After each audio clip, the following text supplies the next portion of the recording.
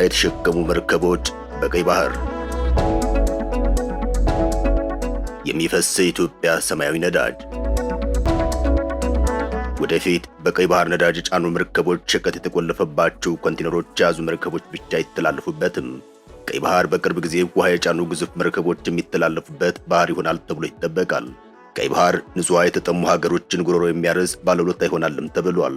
ምክንያቱም ዓለም ከጥቁር ወርቋ በላይ ሰማያዊ ወርቋን ውሃን ይበልጥ እየፈለገች መጥታለች። ይህ ንግግር ያደረጉት በውሃ ጉዳይ በርካታ ጥናቶችን ያካሄዱት ዳኛቸው ብሩ ናቸው።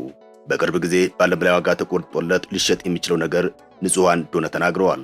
ወደፊት ጦርነቶች ከተነሱ አብዛኞቹ ምክንያታቸው ንጹህ ውሃ ይሆናል።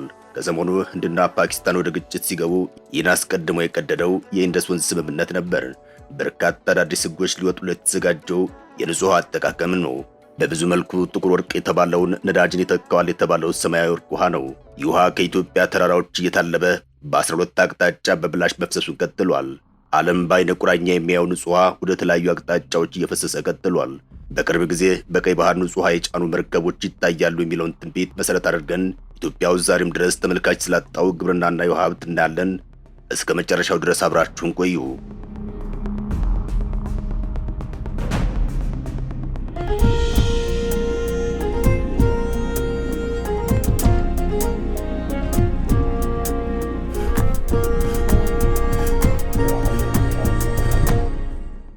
ውሃ ህይወት ነው።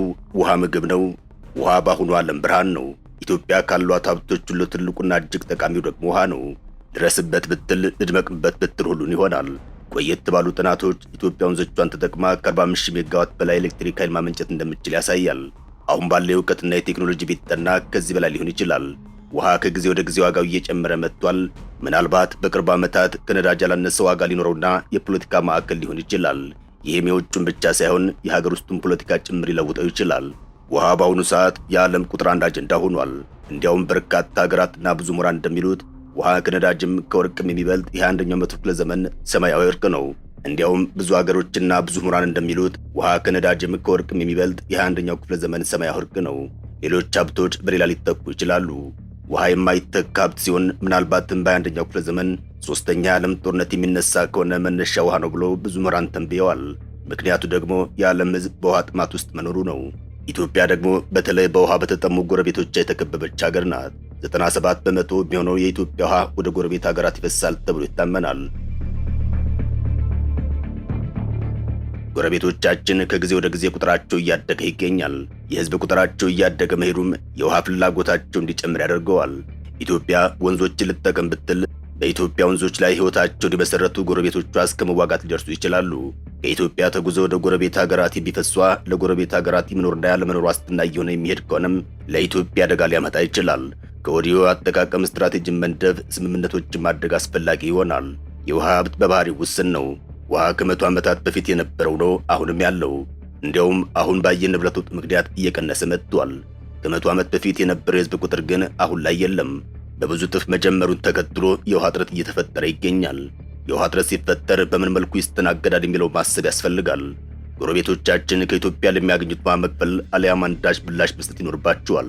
ይህ የሚሆንበት ስትራቴጂ ከወዲሁ ካልተፈተሸ በስተቀር ከቀይ ባህር ይልቅ ኢትዮጵያ በራሷ ወንዞች ወደፊት ከጎረቤቶቿ ጋር ችግር ውስጥ ልትገባ እንደምትችል በርካቶች ይናገራሉ። ምክንያቱም ንጹህ አይደለም ከቀይ ባህር ከነዳጅም በላይ የሚወደድበት ዘመን እየመጣ ነውና። እንደሚታወቀው ከዓለም ክፍል 70 በመቶ የሚሆነው ውሃ ነው። ከዚህ ውስጥ በቀጣለው ሰው ልጅና ህይወት ላለው አካል ጥቅም ላይ የሚውለው የውሃ መጠን 3.5 በመቶ ብቻ ነው። 96.5 በመቶ የሚሆነው ውሃ በቀጥታ ለአገልግሎት የማይውል ነው። ውሃው እንኳን ቢኖር ለጥቅም መዋል የሚቻለው በከፍተኛ ወጪ ነው።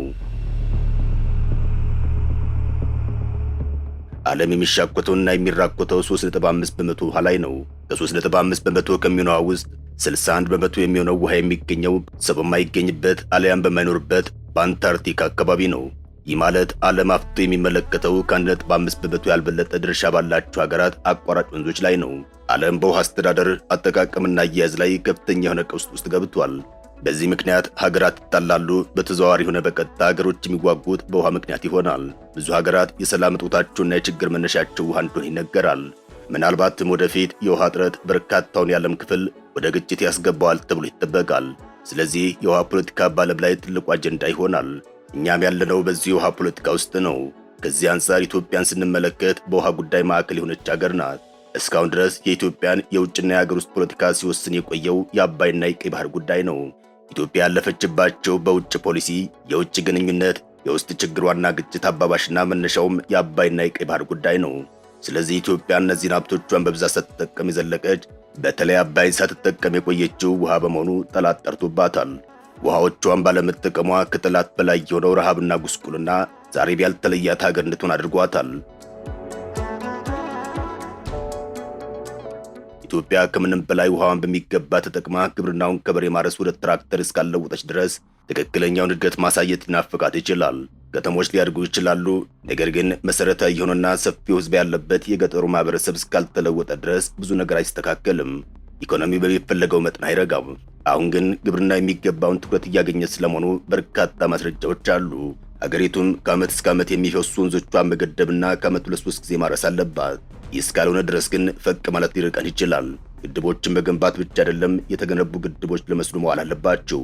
ኢትዮጵያ ከፍተኛ የሆነ የሀብት ባለቤት ብትሆንም በመስኖ ልማት የምታገኘው የምግብ ሽፋን ከ3 በመቶ የዘለል አይደለም። ይህም የሚያሳየው አሁን አርሰን የምንበላው በክረምት ዝናብ ብቻ መሆኑን ነው። ከሰሞኑ የፖሊሲ ጥናት ኢንስቲትዩት በካፒታል ሆቴል ላይ ይፋ ባደረገው ጥናት ከተገነቡ እስከ 30 ዓመታት ያስቆጠሩ 4 የመስኖ ፕሮጀክቶች የታሰበውን ያክል አገልግሎት እየሰጡ ባለመሆናቸው ኢትዮጵያ በአማካኝ በዓመት ከ48 ቢሊዮን ብር በላይ ያጣች እንደሆነ አስታውቋል። ከአራቱ ፕሮጀክቶች 3ቱ አሁንም ላይ ምንም አገልግሎት እየሰጡ እንዳልሆነ የፖሊሲ ጥናት ኢንስቲትዩት አስታውቋል። የመስኖ ግድቦች በባህሪያቸው ከፍተኛ ኢንቨስትመንት የሚጠይቁ ስራዎች ናቸው። በኢትዮጵያ በከፍተኛ ወጪ የተገነቡ የተለያዩ ግድቦች በተለያዩ አካባቢዎች ይገኛሉ። እነዚህ የመስኖ ግድቦች የወጣባቸውን ገንዘብ ያክል አገልግሎት እየሰጡ ነው ወይ የሚለው ከባድ መልስ የሚሻ ጥያቄ ነው። ኢንስቲትዩቱ ጥናቱን ያደረገው በከሰም፣ በተንዳሆ፣ ጎዴና አልዌሮ የመስኖ ግድቦች ላይ ሲሆን በእነዚህም 20 ሺህ ሄክታር መሬት በመስኖ ያለማል ተብሎ የተገነባው ከሰም ግድብ 2700 ሄክታር ብቻ እያለማ እንደሚገኝ ታውቋል። 60 ሺህ ሄክታር መሬት ያለማል ተብሎ የተገነባው የተንዳሆ ግድብ ደግሞ ምንም እያለማ አይደለም ተብሎ ተገልጿል። የጎዴ ግድብም 85 ሺህ ሄክታር ያለማል ተብሎ ቢታሰብም እያለማ ያለው 1 ሺህ ሄክታር ብቻ ነው ሲሉም ጥናቱን ካደረጉ ባለሙያዎች መካከል አንዱ የሆኑት ዶክተር ታደሰ ኩማ ተናግረዋል። አልዌሮ ግድብ 10 ሺህ ሄክታር ያለማል ተብሎ ነበር፣ እስካሁን ምንም እያለማ አይደለም። ግድቦቹ ግንባታቸው ከተከናወነ ከሰም 9 ዓመት፣ ተንዳሆ 6 ዓመት፣ ጎዴና አልዌሮ ደግሞ 30 ዓመት ቢሆናቸውም የታሰበላቸውን ያክል አገልግሎት ሳይሰጡ እስካሁን ዘልቀዋል። የፈንታሌ መስኖ ፕሮጀክት 18 ሺህ ሄክታር መሬት እንዲያለማ ሆኖ ቢገነባም እያለማ የሚገኘው ግን ከ6 ሺህ ሄክታር አይበልጥም። የአካባቢውን አርብቶ አደር ወደ ከፊል አርብቶ አደርነት ያሸጋግራል ተብሎ የተገነባው ይህ ግድብ የታለመለትን ዓላማ አላሳካም። ከአዋሽ ተጠልፎ ወደ ግድቡ ከሚገባው ውሃ 12 ሺህ ሄክታር የሚያለማው ውሃ እየባከነ ይገኛል። የሚባክነው ውሃ ጨዋማ በመሆኑ የአካባቢውን አፈር ጨዋማነት ያባብሳል። የከርሰ ምድር ውሃ ከፍ እንዲልም በማድረግ ምርታማነት እንዲቀንስ ያደርጋል። የተንዳሆና የከሰም ግድቦች የሚጠበቅባቸውን ያክል ባለማምረታቸው በዓመት በአማካኝ 43 ቢሊዮን ብር እንደታጣ ጥናቱ አስታውቋል። በጎዴና አልዌሮ ደግሞ 7.5 ቢሊዮን ብር በየዓመቱ እንደሚታጣ ተነግሯል። ከገንዘቡ ባሻገር የሥራ ዕድልና ወደ ውጭ የሚላክ ምርት ሳይገኝ ቀርቷል። የመስኖ ፕሮጀክቶቹ ለእነዚህ ሁሉ ዓመታት አገልግሎት ያልሰጡባቸው የተለያዩ ምክንያቶች በጥናቱ ላይ ተጠቅሰዋል። በተገነቡባቸው አካባቢዎች ካሉ ማህበረሰቦች የሚፈጠር ግጭት አንዱ ሲሆን በጎሳ መሪዎች ዘንድ ያለ አመለካከት የጥገናና የአስተዳደር ችግሮች ናቸው ተብሏል። ውሃ በዓለም ላይ በመርከብ ተጭኖ የሚሸጥበት ጊዜ ይመጣል እየተባለ ሀገራችን ውስጥ ግን ውሃ አሁንም መፍሰሱን ቀጥሏል። ለመስኖ ተብለው የተገነቡት ግዙፍ ግድቦችም ጥቅም ሳይሰጡ ዓመታት ቀጥለዋል። ኢትዮጵያ ውሃን በሚገባ ለመጠቀም የውስጥ ሰላም ያስፈልጋታል። የውሃ ፖለቲካውን ለመቆጣጠር መረጋጋት ያስፈልጋል። የሆነ ሆኖ ግን በግርግር አሁንም የኢትዮጵያ ወንዞች መፍሰሳቸውን ቀጥለዋል። በቅርቡ የህዳሴው ግድብ ግንባታ ይጠናቀቃል ተብሎ ይጠበቃል። ይህም በኢትዮጵያ ታሪክ ትልቅ ስኬት ቢሆንም ውሃውን ለኤሌክትሪክ አገልግሎት ብቻ የምንጠቀም ከሆነ ጥቅሙ ውስን ነው። ትልቅ ለውጥ ሊፈጠር የሚችለው የአባይን ውሃ ለግብርና መጠቀም ሲቻል ነው። አበቃን። መልካም ጊዜን ተመኘን።